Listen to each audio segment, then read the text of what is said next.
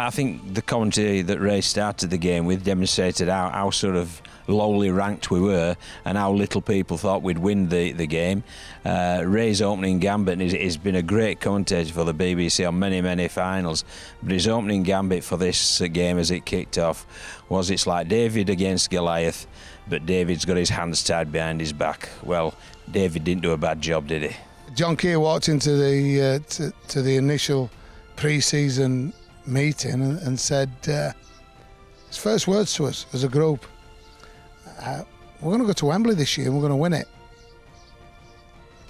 Everybody looks at each other side by side and goes, I think he's had a beer or two, or he's lost his marbles, because we all know that Wigan had won it 8 years on the bounce, and you know, to knock them off, it'd be a massive achievement. But he planted the seed, and then, you know, we got the look of the draw. There was no doubt about that. I remember just the general build-up to the game. John Keir did a fantastic job of everyone up. I can remember me and Johnny Lawless, my roommate of 10-15 years, not sleeping much. The morning of the final, we just got up at our own leisure. We had breakfast at a certain time, and I can remember us having to go for a little stroll. The night before the game, and I'll just go back to this, is that you know, John got us all in a room, the forwards, the backs. So he put us all in the room with the backs and said, what are you going to do? What we're going to do tomorrow? What are you going to do to make us win tomorrow? He actually got us to walk up the steps and practice lifting the Challenge Cup without a Challenge Cup.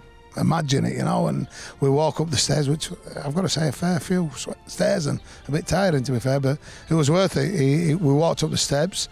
Paul Broadbent pretended to pick the imaginary trophy up, and then, you know, it was set. The scene was set, and I've got to say to you, on the day when we're lined up in the tunnel, and there's Johnny Lawless at the back there, the little fellow with his scrum cap on, 98, the year of the Eagles, just kept belling it out.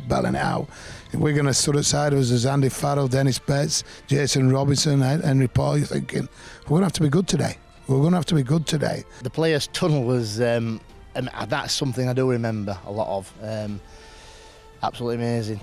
Just the crowd and everything else, and the lads up for the fight. Abide with me, yeah, that was unbelievable. As a kid, you sort of grow up watching the Challenge Cup final, and they sing that, and that's when the hairs on the back of the neck stand up. So this is obviously a different occasion. You're trying to focus as well on the game in hand. The tunnel was very cool. It was very cool, and all our players that decided to do a bit of a Wimbledon. Led by Johnny Lawless, in all honesty, and Wimbledon, when they played Liverpool, had called 88, which was obviously the year Wimbledon beat Liverpool. So Johnny and company decided to shout out 98, and there were the Wigan sort of superstars, Gary Connolly, Faz and company, stood there trying to be cool as cucumbers, and looking to the left of them, and there's Johnny Lawless and company shouting 98, and you know, I think it got under the skin. Obviously we punched above us weight on that day, but we had sheer belief, and that come from John Keir and all the coaching staff. They instilled some pride. There's some very honest people at Sheffield Eagles at that moment in time. The plan that John put down, the first try, let's bomb, high kick to Jason Robinson, Nick Pinkney, jump over the top of him and score the try. That's what the plan. That was written down. It was there. I put the kick on, and Pinko jumped up, scored the try. You go, God, he's got that right. He's even got that right, you know. The ball came out from the right hand. They played the ball on the right hand side. And it came over to our experienced loose forward Rod Doyle, who threw a bit of a cut-out pass, and it ended up bouncing on the floor, so it wasn't really a good ball. And I just picked it up off the floor, saw the space in the corner, and dived over.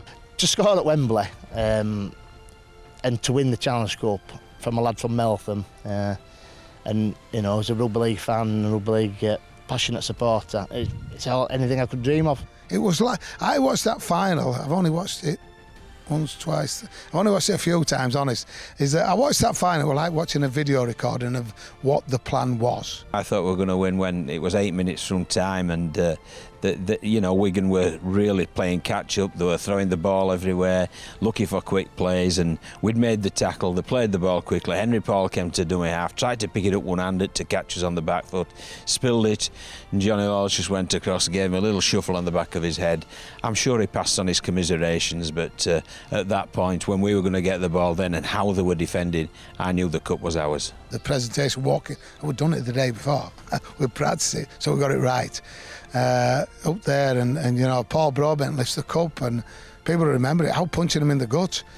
Where's that come from? I was just bang, bang, punching him in the gut. Well, he's got it there, kissing it. An absolutely unbelievable feeling, lifting the cup.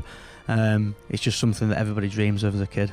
I can remember walking down the steps and Adam Fogarty nearly knocking John Keir out, hugging him. And when Tubby and Paul Broadbent lifted the cup together and the whole team went up, I must admit there was a lump in my throat.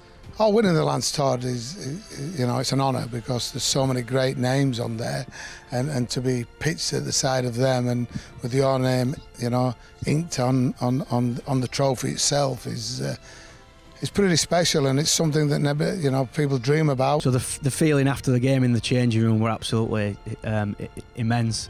Obviously very, very joyous. The main memory I can remember is drinking a few beers and stuff and getting in the old-fashioned baths. We went back to the hotel and we party hard. Carnage, absolutely carnage. The reporters were in, Calendar was in there. There was filming as well. We're in the bath, and the cup was there, and it was just, you know, one of the best moments in your sporting career, I suppose. There was some alcohol consumed, and yeah, I can't remember massive amounts about that night. I can just remember John Kendrew, who was a massive Castleford fan, singing "Where the Eagles Fly."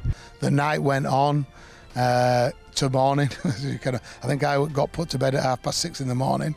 I got up for breakfast because we were leaving at something like 9 o'clock. Fetu Tai was still sat at the breakfast table with a bottle of bud in his hand. The win at Wembley in '98 as a one-off, it ranks as the best one because, I mean, we were vast underdogs. Everybody had told us to go there and, you know, play our bit part in Wigan's party. Well, no, we wanted to spoil Wigan's party and have one of our own, and we did.